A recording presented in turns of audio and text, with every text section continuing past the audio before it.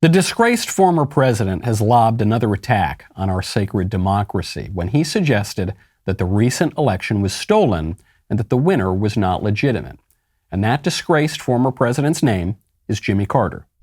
There's no doubt that the Russians did interfere in the election, and I think the interference, although not yet quantified, if fully investigated, would show that Trump didn't actually win the election in 2016. He lost the election, and he was put into office because the Russians interfered on his behalf. So do you believe President Trump is an illegitimate president? Based on what I just said, which I can't retract, I would say yes. Behold the face of insurrection, the dangerous 150-year-old demagogue who dares to question our never corrupt and always pristine electoral process.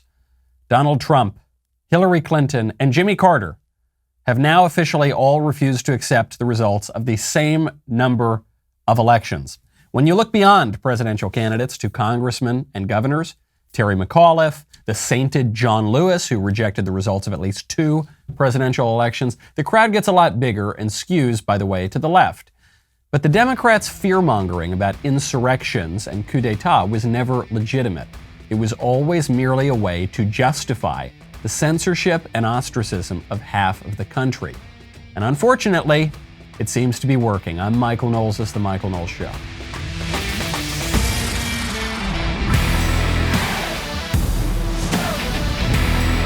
Welcome back to the show. My favorite comment from Friday is from Squid Vet Ohio, who says, Hitler watching The View on Hell's streaming service must be wondering what he's got to do to prove that he's not a racist. That is true. That's a true comment, and it's especially true because The View is playing 24/7 in hell. That is the only program on Hell's streaming service, and that is one of the many torments that the damned must endure.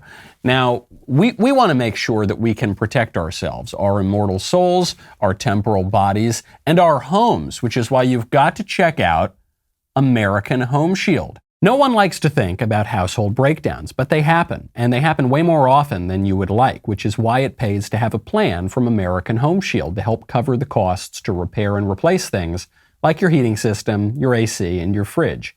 They also know that no 2 homes are the same. That's why they have new options to help you find just the right coverage. If American Home Shield can't repair the covered item, they'll replace it.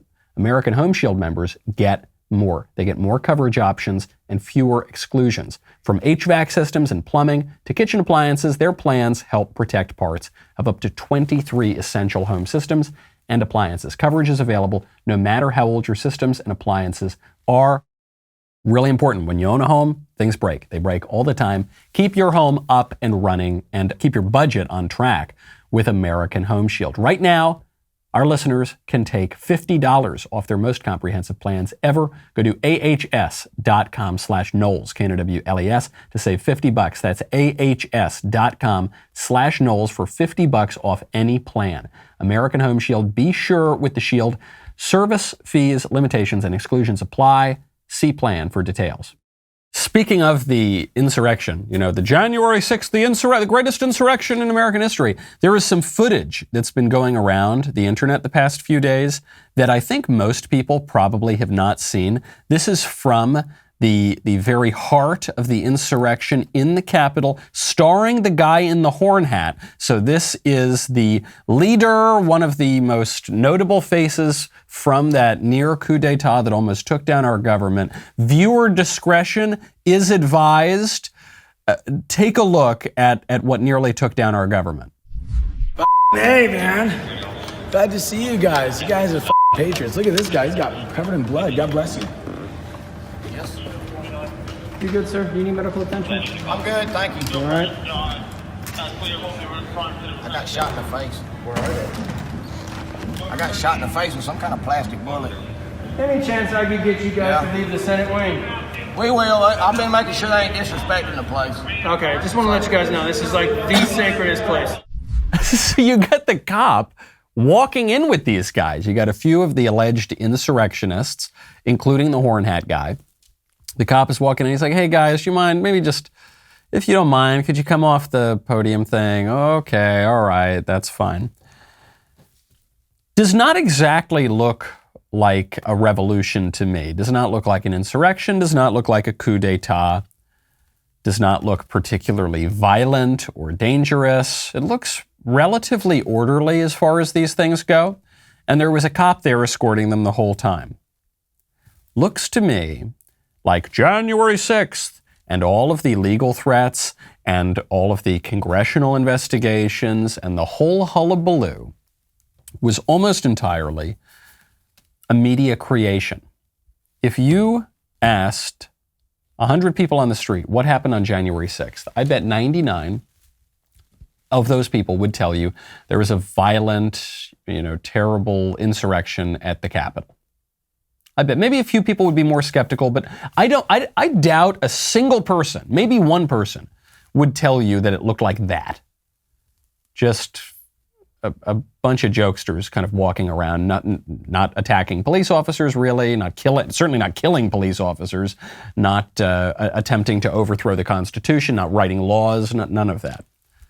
None of that. Meanwhile, there was an insurrection that very year, right? Within the year of January 6th, there was an actual insurrection called BLM and Antifa. Went on for 8 months or so. There were autonomous regions declared in different cities in America. There were dozens of people killed in political violence by BLM. There were federal buildings attacked, and it went on city after city after city. But we were told that was mostly peaceful. There's a wonderful story, just out of Tennessee, actually, out of my new home state. A Black Lives Matter chapter founder in Tennessee was just sentenced to 6 years in prison for illegally registering to vote while serving probation.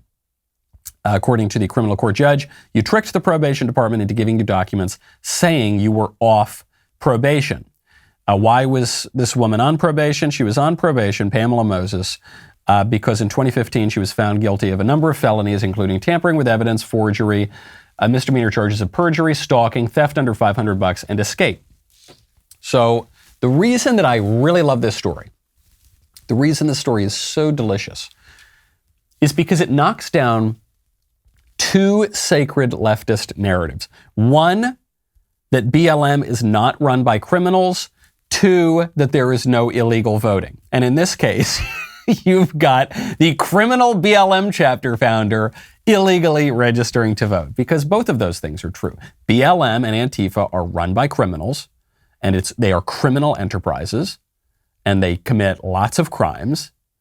And two, there is obviously lots of illegal voting.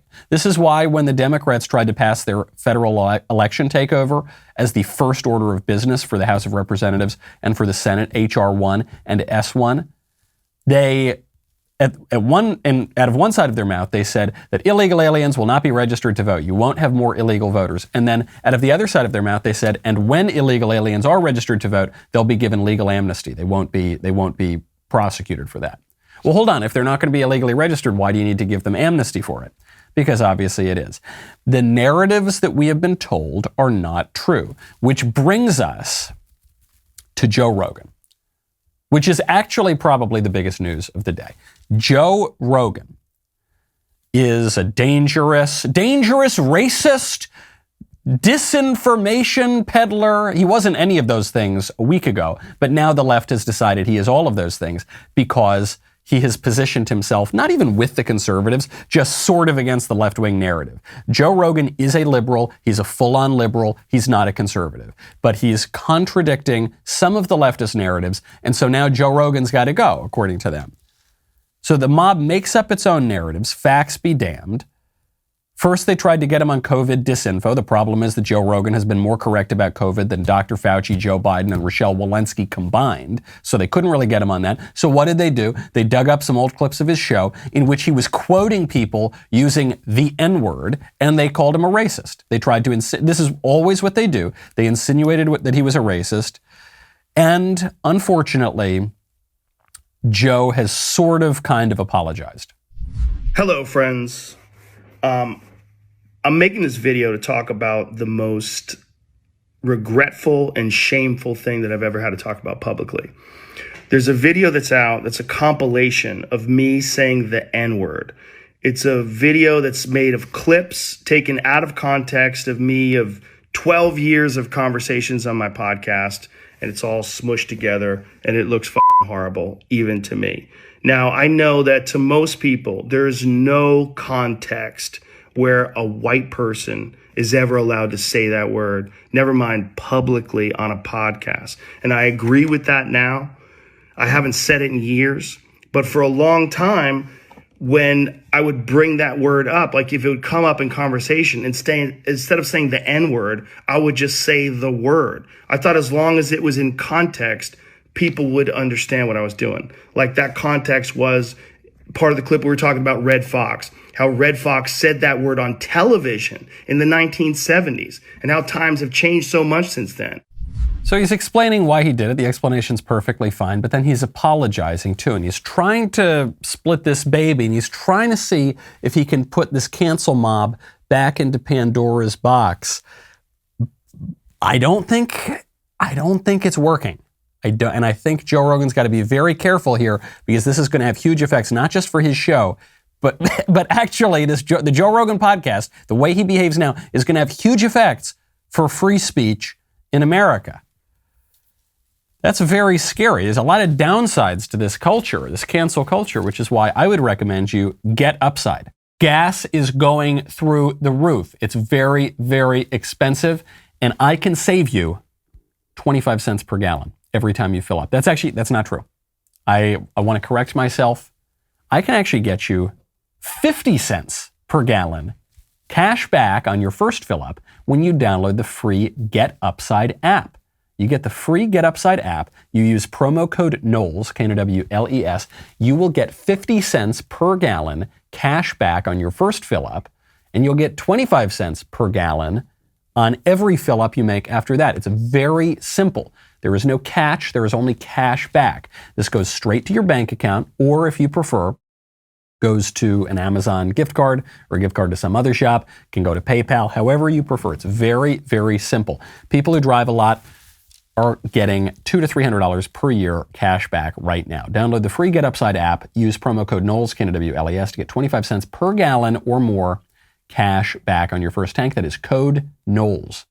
Joe Rogan is apologizing for using the N-word. The word, he didn't say it's confusing because it's the only word you're not allowed to say, but he didn't say the N-word. He said the N, the word, the N-word. Okay. When he didn't say it in anger. He didn't say you. He was just quoting other people or discussing the context of it. And he did this many times over the years, and no one ever had any problem with it until the liberal establishment wanted to go after Joe Rogan for having the audacity to question the exalted Dr. Fauci, who has been completely wrong about almost everything with the coronavirus. And so because Joe Rogan now demonstrably has a better record on COVID than the head of the National Institute of Allergy and Infectious Diseases, because of that, now they're digging up old clips out of context and trying to insinuate that Joe Rogan hates black people or something like that. And the problem is, Joe is sort of apologizing.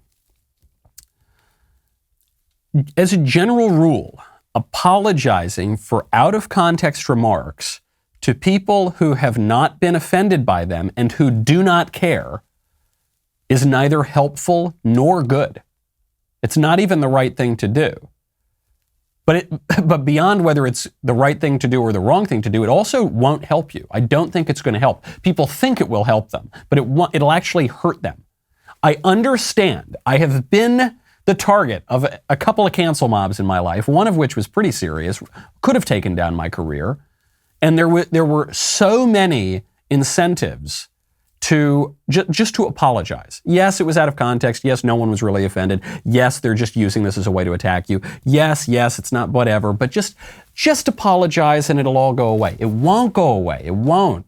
It's not going to go back to normal. You're not going to be allowed to just apologize, and because there's not real repentance and real grace here. It's a completely contrived situation. And the minute that you show them a little bit of your neck, they're going to hack your head off. Okay, that's what this is about. I would call this the Hank Schrader rule.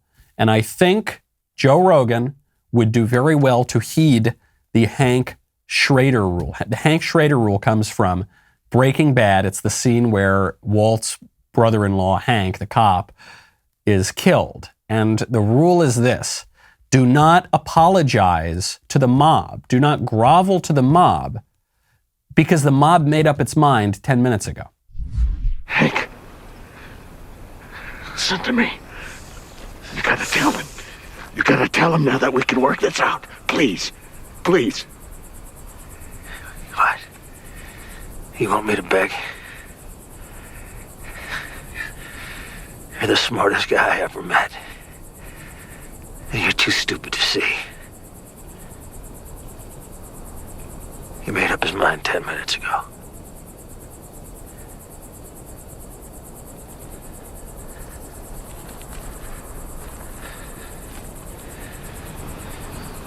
Do what you're gonna do. That's what happens. And Hank was right and Walt was wrong. Walt's saying, no, just apologize. Just say this will go away. And then we can all go back to normal. You can't go back to normal. When the cancel mob asks for your apology, they're not trying to figure out what to do with you. They've already made up their mind. They're going to kill you. They're going to kill your career, all right? I hope they don't kill you literally, but they're certainly going to kill your career. They've already made up their mind. So the question is, what are you going to do now? And that's the question for Joe Rogan to make. And unfortunately, I think Spotify is pushing him in the direction of censorship. You don't want to do that, okay?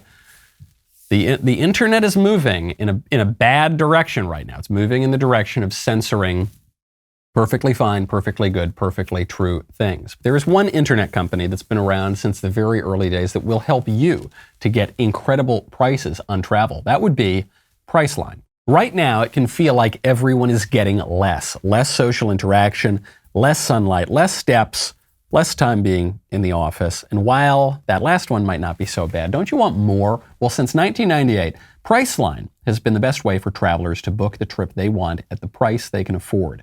Priceline saves consumers more than $1 billion every year so that their customers never have to miss the moments that matter. With Priceline, you can save up to 60% on your favorite hotels, and you can also get exclusive deals on rental cars and flights. When you save more, you can do more. More walks on the beach, more talking to strangers, more fun in the sun. And no matter where you travel, still less being in the office, which is always enjoyable. There are few things that feel as good as knowing that you saved money. With the discounts Priceline offers, you get that feeling a lot because you can save more and you can enjoy more and you can do more.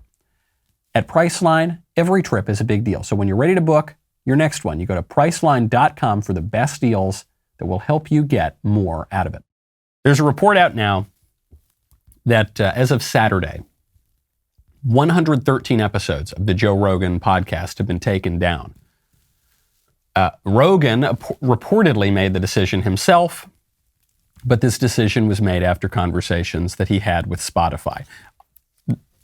It's very easy to judge Joe Rogan for taking down his episodes right now. You say, no, you're giving into censorship. You're giving into cancel culture. Joe Rogan has a $100 million contract with Spotify.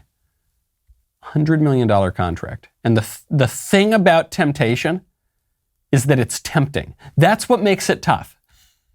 And all of us who have given in to many less enticing temptations than $100 million, all of us who see an extra drink at the end of the night and we can't say no, or you see a cute chick at the end of the bar, you can't say no, or you see the extra plate of turkey on Thanksgiving, you can't say no. We're judging Joe Rogan for saying, I'd kind of like to keep the $100 million, thanks. No, the tough thing about temptation is that it is tempting. The question is, though, what does Joe Rogan want? What does he want to have happen now? It seems to me the mob already made up its mind. Spotify, though they're not firing Joe Rogan outright, they are appeasing the mob, and they're placing disclaimers on his episodes with conservatives on the issue of COVID. They're taking down over 100 episodes, apparently, of his show, all the saucy, interesting episodes. They're just taking those down. They're saying that he needs to have way more Democrats on. They're neutering the show. They are neutering the show. They've already done it. They've already taken down the saucy, spicy stuff that the libs don't like. So then the question for Rogan is, what kind of show does he want? I don't know. I can't answer that for him. I don't know. Joe Rogan is a comedian. He was a sitcom actor, a stand-up comedian who became probably the most trusted broadcaster in America. I imagine he didn't expect that. But what kind of show does he want? The establishment is ordering things such that he can be an insanely rich man who will work for a very long time doing a completely innocuous show that doesn't rock the boat. Or he can be content just having a lot of money, but not an insane, but just a lot of money and doing the show that he wants to do. What do you want to do? I don't know. I hope that at a certain point of wealth, you say, screw it, I don't care, whatever. This is kind of what Chappelle did. Dave Chappelle did this at Comedy Central. He was offered a crazy contract. I think it was $50 million, but it was to do a show he didn't want to do. He said, stuff it. I've got enough money. I'm going to go do my own thing. What's he going to do? It's going to matter because if they can do this to Rogan, there is no reason that they should keep any of the rest of our shows up on Spotify. Ben, me, Matt Walsh, Candace. Oh my gosh, Candace. Certainly any of the Daily Wire. Why? Why are you going to keep us up? I like to think that the reason they'll keep us up is because they don't want to just shut out half of the country for saying perfectly ordinary, commonplace things. But if they're even going to go after Rogan, who is a liberal, why wouldn't they go after us too? A lot is riding on this decision, Mr. Rogan. I don't know Joe Rogan personally. We follow each other on Twitter, but a lot is riding on this, man. I know it's tough, but stand firm. Come on, push back, please. Speaking, they're going to try to neuter the show. Speaking of neutering, there is a disturbing TikTok, as most of them are pretty disturbing, going around. It shows us the consequences of the sexual revolution, where a young woman and her two boyfriends, I guess one's a husband, and then also her girlfriend, discuss the dynamics of their sexual polycule. Hi, my name is Anna. I am dating everybody in the polycule. I am married to Jake. We've been together for 8 years and married for 3. I'm dating Spencer. We've been together for 3.5. And I am dating Ellie, and we've been together just over a month now. I am bisexual, and my pronouns are she, her. I'm also in charge of this account and in general. Hi, I'm Jake. I'm married to Anna, and she's currently my only partner. I am demi-romantic, which means I only get feelings for people, like romantic feelings for people, if I've been around them for a while and get to know them really well. And I'm technically pansexual, but I like the bi-colors more, so I call myself bisexual. My pronouns are he, they. Hi, I'm Ellie. I'm dating Anna. I'm not currently dating anybody else. I'm some flavor of queer. And my pronouns are she, her. I'm Spencer. I'm only dating Anna. I'm bi, but like bi. So this video goes, we can cut it there. This video goes on. Spencer then is asked what his gender is, and he gets confused. And then he says, gosh, I don't know. And he looks really lost. I think we need to rescue Spencer. I think we need to send in a search and rescue team to go help Spencer. Really, all of these people are hedonists and deeply disturbed people and quite degenerate, and they need to be reformed and improve their lives. But Spencer especially seems very lost. The sexual revolution has been an unmitigated disaster for the human race.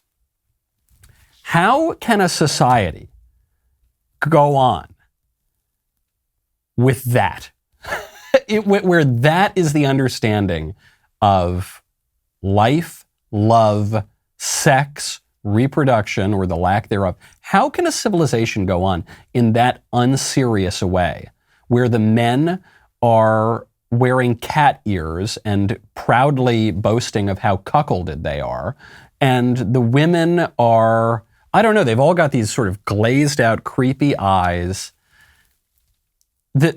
Everyone's marveling at this kind of sex and gender craziness as though it's new. Oh, it's so new. We're in a brave new world. But it's not new. This is just paganism. This is what things were like before Christianity, okay? And it wasn't great. There's nothing new under the sun, folks.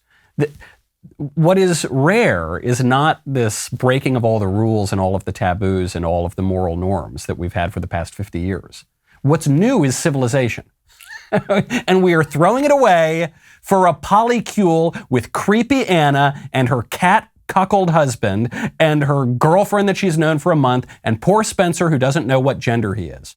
Also, this Thursday, February 10th, will be the world premiere of Shut In, Daily Wire's first original film at 9 p.m. Eastern, 8 p.m. Central over at the Daily Wire YouTube channel. This suspenseful thriller follows a young mother trapped by her violent ex-husband and his meth addict friend, and she must escape to save her children before it's too late. It's a tale of redemption to the beat of a seat-gripping thriller. The film premieres this Thursday, February 10th at 9 p.m. Eastern, 8 p.m. Central over at Daily Wire's YouTube channel. Make sure you click the link in the description and turn on the notification bell so that you don't miss it, because after the premiere, it will only be available to Daily Wire members. And before that world premiere, make sure you catch this week's episode of Backstage. You join me, Ben Shapiro, Jeremy Boring, Matt Walsh, and Andrew Klavan Thursday night, 7:30 Eastern, 6:30 Central, over at, you guessed it, the Daily Wire YouTube channel. The premiere of Shut In starts at 9 p.m. Eastern, so that's on the same channel. Be sure to tune in before then. We will see you very shortly, but we will also be right back with a lot more.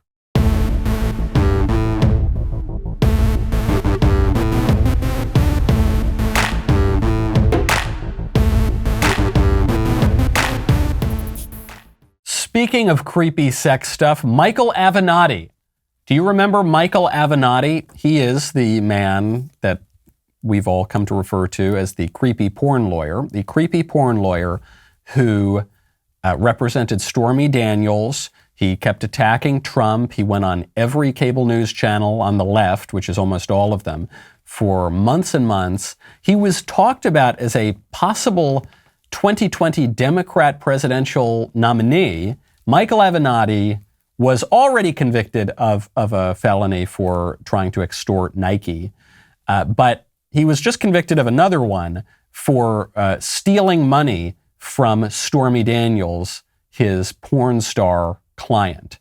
So this is the caliber of man that the Democrats will elevate on their media platforms, and they'll even talk about him as a potential presidential frontrunner, the kind of dirtbag lawyer who would rob his hooker client. He was spoken of so highly by the left that Ana Navarro, she's the fake Republican on The View, but she's obviously a very left-wing person.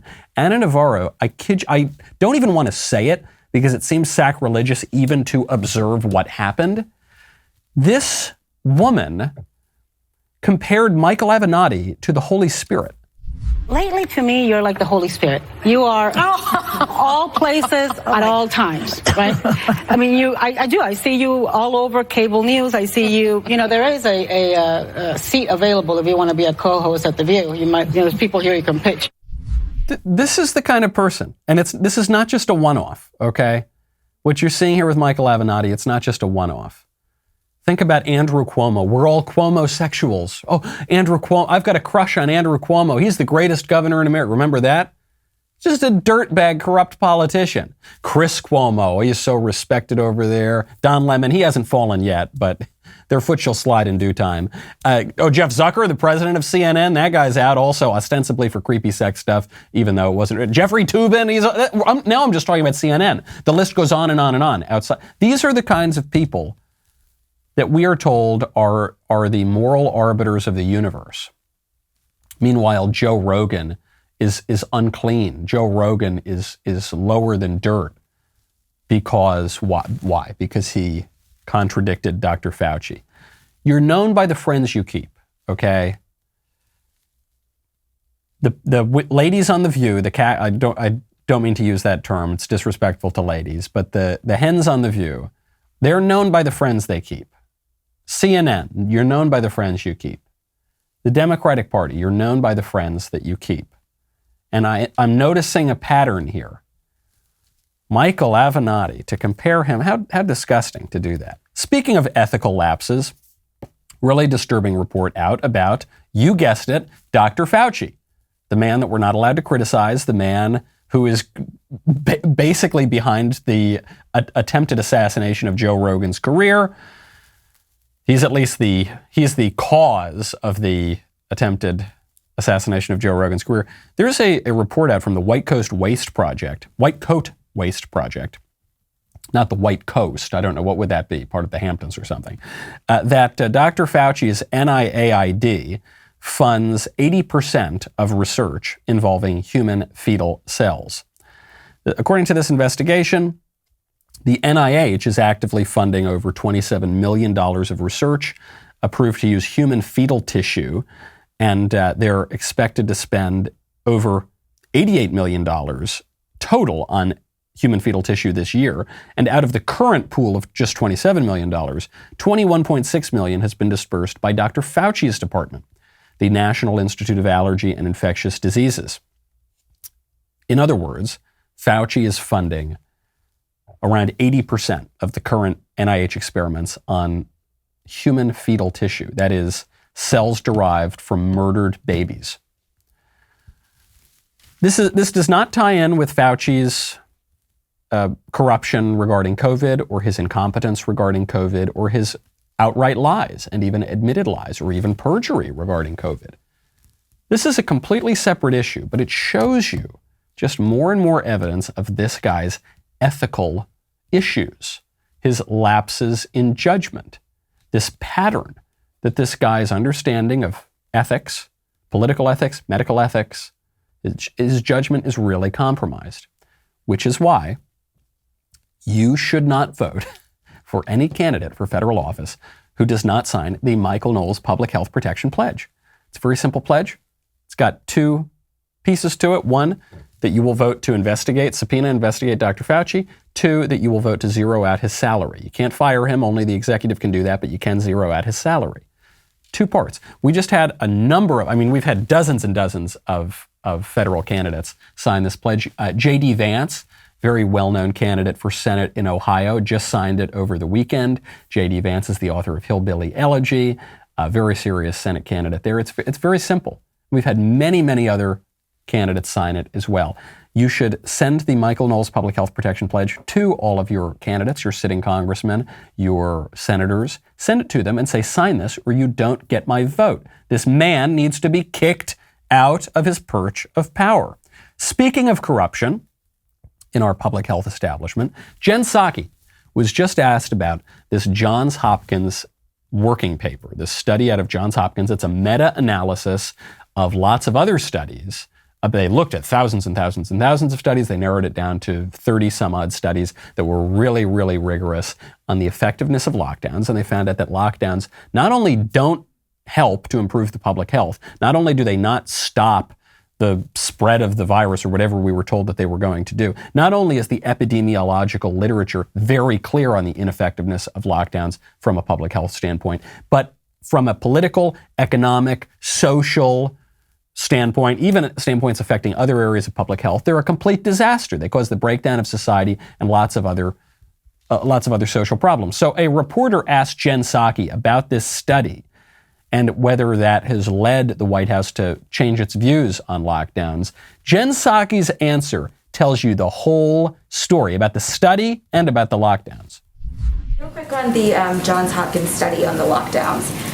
It was this meta-analysis that came out of several studies, lockdown during the first wave of COVID in spring of 2020. It found that it only reduced COVID mortality by 0.2% in the US and Europe, and suggested they have little to no public health benefit, but severe consequences for the economy. And it suggests that lockdowns shouldn't be a part of a future pandemic response. Is that the shared view of the administration looking in the rearview mirror? Well, I would first, of course, point you to our health and medical experts for specifics on this specific scientific study.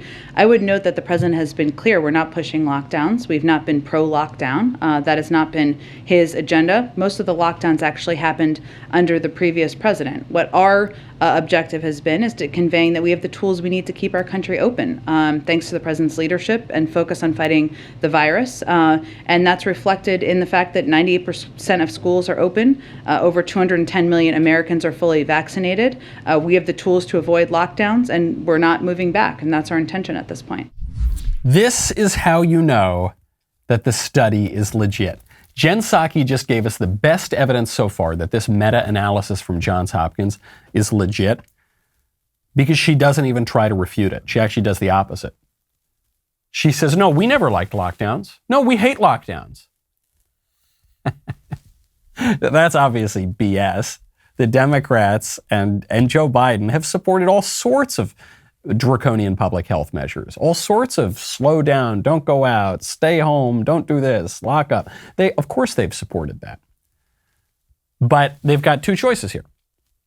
They can either attack the study and say, no, the lockdowns do work, or they can embrace the study and say, no, we hate the lockdowns. Those are the only two options they have if they want to come out of this in a politically advantageous way. And they chose the latter because they can't refute the study. Because the study is clearly rigorous. It takes into account dozens of other studies, and we know that the lockdowns are useless. They're medically useless. Politically, they're very useful, and people are catching on to that now. Now is the time to push back on these officials. There's a woman in Prince William County, in the school district there. She showed up to the school board to grill the members of the school board and to speak out against the superintendent of the school board there. This woman had a great riff on the inefficacy of masks and the insanity of masking up the little kids. But then she showed the political corruption here too. She pushed back on the narrative that so many politicians have leaned on, which is, look, there's nothing we can do. Look, we're just following the scientists. Look, we're just following orders, okay? And so you got to mask your kids up, and we just have to go along and do it. That's an excuse. They are hiding behind other people to push policies that they want, and this mother has had enough. On November 15th of last year, I had the privilege of speaking with Dr. McDade for 10 minutes following the CRT town hall meeting. During that discussion, which was friendly and cordial, I asked what she, as superintendent, could do to get the kids out of masks. Dr. McDade told me that she would if she could, but that her hands were tied by then Governor Northam's executive order mandating face coverings. And if it weren't for that, things would be different. Well, tonight, things are different. And I'd like to ask you, Dr. McDade, tonight, what has changed? And what do you plan on doing now that your hands are untied? I'm asking all of you to step up the way other leaders who have and are ending COVID restrictions by the day. When will you? What will it take? You are on the losing side of history, and it's time to make that right before these children now. Thank you. Be still, my beating heart. Oh my gosh. Oh, I just want to watch it again. I want to watch it on loop. You can see in the boardroom that they're meeting in, there are all these big signs up in front of the school. They say, thank you, school board. Great job. Keep up it's so thank you, school board. It doesn't sound like those parents in the audience are thanking the school board. Now, in the room, it sounds like prime minister's questions out in the United Kingdom. So, forget that. It sounds like a WWE match. Woo, yeah, get him. You drag him, girl. There is obviously so much popular support for the parents who are taking control of their children's education, pushing back on these psycho administrators and these leftist insane politicians and saying, no, enough is enough. Take off the stupid masks. Stop trying to make me inject my kid with the experimental drug to maybe, possibly, but probably not protect against the virus that doesn't pose any particularly grave threat to them. Shut up, you awful superintendents and you principals and you school board members, and get out. Because we're going to control education now. This is such a great issue. The people running the education system are completely full of it. This is a great issue where it kind of like Joe Rogan, actually. Joe Rogan transcends political boundaries. He is a liberal, but he appeals to lots of conservatives. He appeals to some leftists and some Bernie bros too. He's got a really kind of broad appeal. The same thing with this parents movement. It's got a really broad appeal. It's not just the rock-ribbed conservatives. It's any mother, any parent who doesn't want their kid to be victimized by psychos in school. And there's a whole lot of that going around, by the way. Speaking of child abuse in schools, there is a video making its way around the internet. You know, I generally hate TikTok. I generally hate what social media has done to the world. However, it is a good way to shine light on abuses that are going on. And some of these are contrived. Some of these are controversies ginned up to attack someone, like Joe Rogan, for instance. You take a bunch of short clips out of context, and then you use that as a way to lead a digital lynch mob to destroy this guy's career. But sometimes you see legitimate abuses. There's a school in D.C. that is now forcing elementary school students, we're talking about 5-year-olds, 6-year-olds, to march around, masked up of course, wearing the masks, carrying signs that say Black Lives Matter and chanting BLM chants.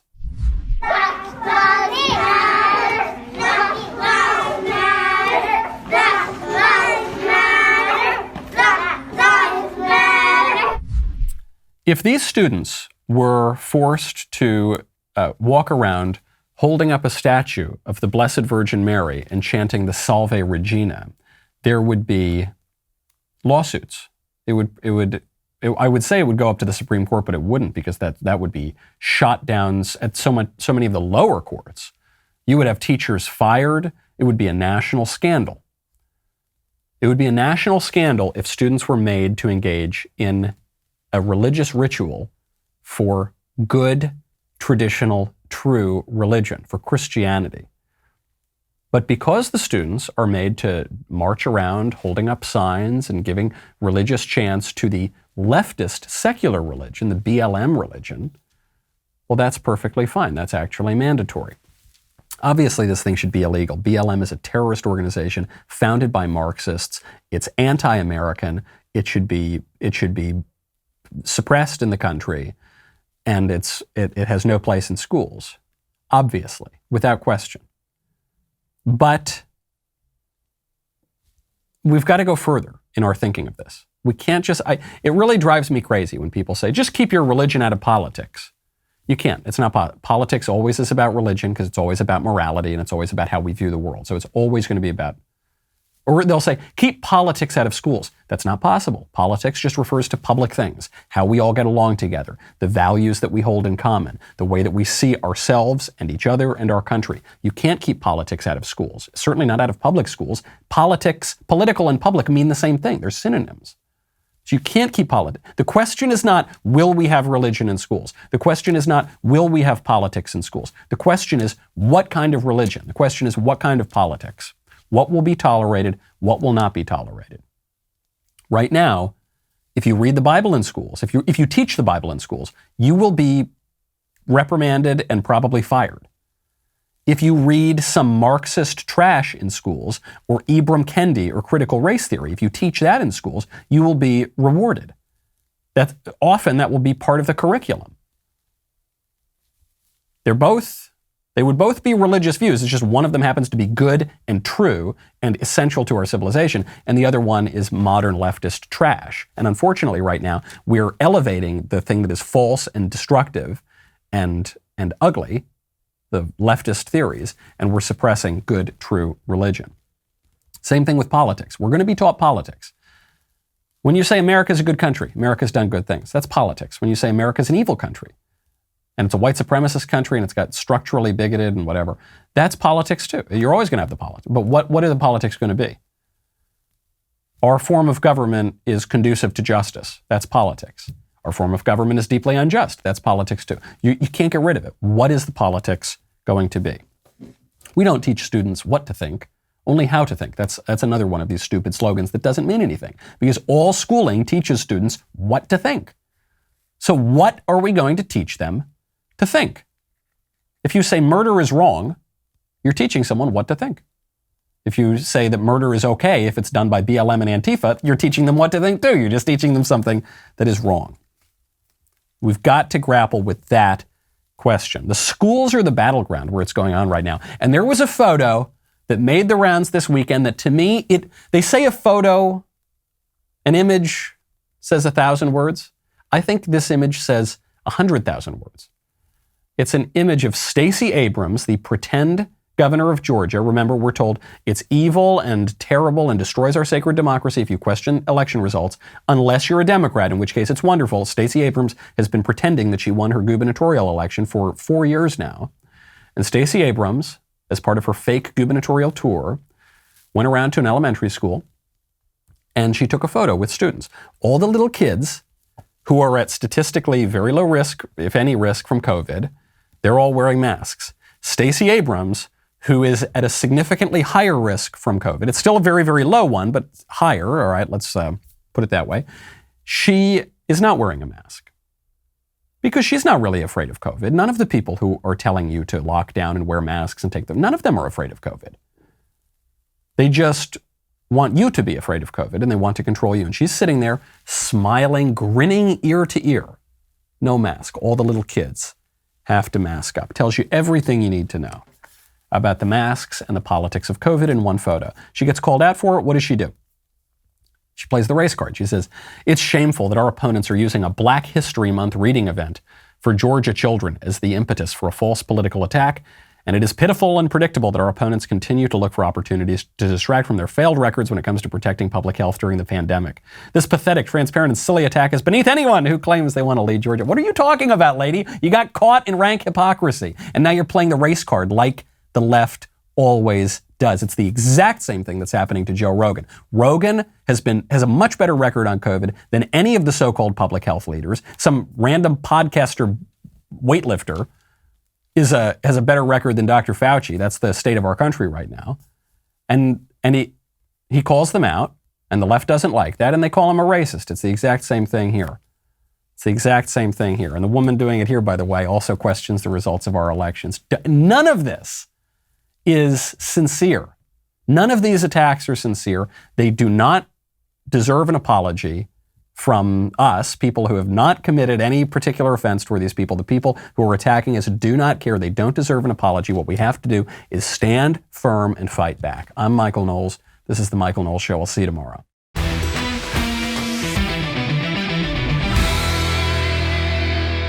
The Michael Knowles Show is produced by Ben Davies. Executive producer, Jeremy Boring. Our technical director is Austin Stevens. Supervising producer, Mathis Glover. Production manager, Pavel Vidovsky. Editor and associate producer, Danny D'Amico. Associate producer, Justine Turley. Audio mixer, Mike Coromina. And hair and makeup by Cherokee Hart. The Michael Knowles Show is a Daily Wire production. Copyright Daily Wire 2022.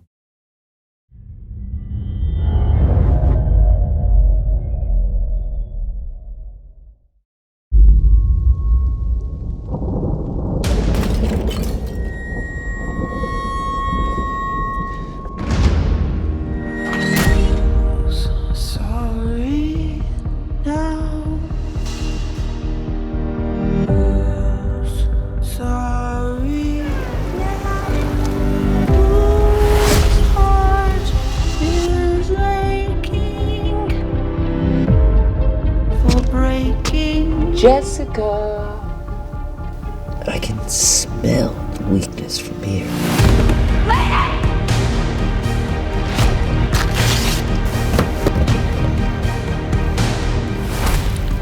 Rob owes me money. Let me out, please.